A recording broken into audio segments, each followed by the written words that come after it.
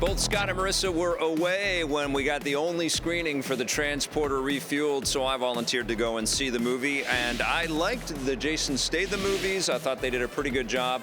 This, not unlike the Hitman Agent 47 movie that came out a couple weeks ago, is a reboot with a different actor. His name is Ed Skrein. You're gonna make me late. And I hate being late. He does a pretty good Jason Statham impression, it feels like. He does a pretty decent job of inhabiting a role that's, very familiar to any fan of this franchise, but also very familiar to the Jason Statham kind of cinematic presence. He kind of does the same kind of thing over and over again, and it feels like this new guy is trying to do his best Jason Statham for the whole movie. It's kind of like The Transporter Begins, because it sort of shows us in his early days. He's already been driving for a while. He's already got a reputation as being the best in the biz and very good at his job.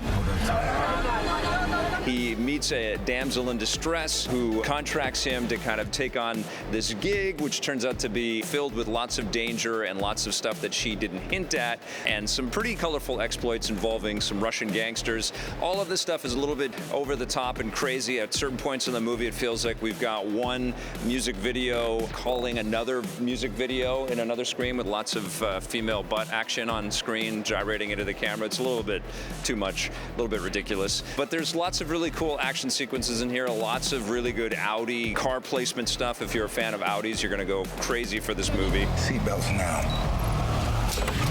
I was kind of entertained throughout this thing. It certainly looks really cool, and Ray Stevenson plays the transporter's father, and I always like watching this guy. Ever since he was in Rome, I thought this actor has always been a ton of fun to watch, so he's got some pretty cool scenes in there. I see what you're thinking, and I hate it.